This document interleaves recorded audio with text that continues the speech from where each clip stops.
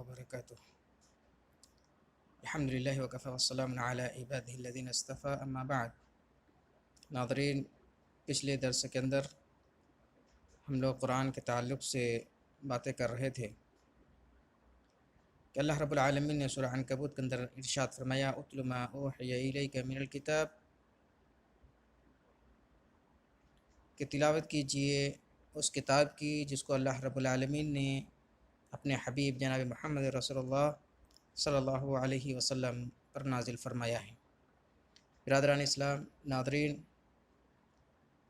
عزیز ساتھیوں اور بھائیوں، یہ وہ قرآن مجید ہے کہ جس کو اللہ رب العالمین نے اپنے محبوب جناب محمد رسول اللہ صلی اللہ علیہ وسلم پر نازل فرمایا تاکہ امت مسلمہ اس کے ذریعے سے اپنے مسائل کا حل تلاش کر سکے۔ یہ وہ نسخہ کیمیا ہے جس کے اندر ہر مسئلے کا حل موجود ہے، ہر مشکل و پریشانی سے نکلنے کے راستے موجود ہیں، اور یہ وہ قرآن مجید ہے کہ جب انسان اس کو پڑھتا ہے اور انسان اس کے فرامین پر عمل کرنے کی کوشش کرتا ہے تو اللہ رب العالمین اس کو عزت اور سرخروئی عطا فرماتا ہے،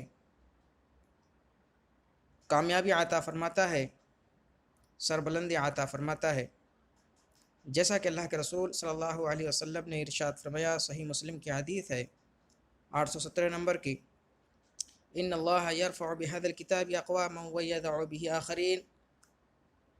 کہ بے شک اللہ رب العالمین بلند فرماتا ہے ایک قوم کو اس قرآن مجید کی وجہ سے، بهذا الکتاب اقواما، اس قرآن مجید کی وجہ سے اللہ رب العالمین ایک قوم کو بلندی اور سربلندی عطا فرماتا ہے، عظمت و رفعت عطا فرماتا ہے، وَيَضْعُ بِهِ آخرین، اور دوسری قوم کو اس کی وجہ سے ذلت و خواری نصیب ہوتی ہے۔ عزیز دوستو، اس حدیث کے ذریعے سے معلوم ہوا کہ جو لوگ اس قرآن مجید کو اپنی زندگی میں نافذ کرنے کی کوشش کریں گے، اس قرآن مجید کے احکام اور فرامین کو اپنی زندگی میں اتارنے کی کوشش کریں گے اور اس پر عمل کرنے کی کوشش کریں گے، اللہ رب العالمین اس کو عزت عطا فرمائے گا، سربلندی عطا فرمائے گا، اور دنیا اور آخرت کی کامیابی عطا فرمائے گا۔ اور جو لوگ اس کو ترک کر دیں گے، اس کو چھوڑ دیں گے اور اس کے احکام و فرامین پر دھیان نہیں دیں گے، اس سے منہ موڑ لیں گے، اللہ رب العالمین اس قوم کو، ان لوگوں کو ذلت و خواری نصیب فرمائے گا۔ اس لیے معلوم یہ ہوا کہ اس قرآن مجید کو ہمیں اپنی زندگی میں نافذ کرنا ضروری ہے، اور اس کو پڑھنا چاہیے، ہر لمحہ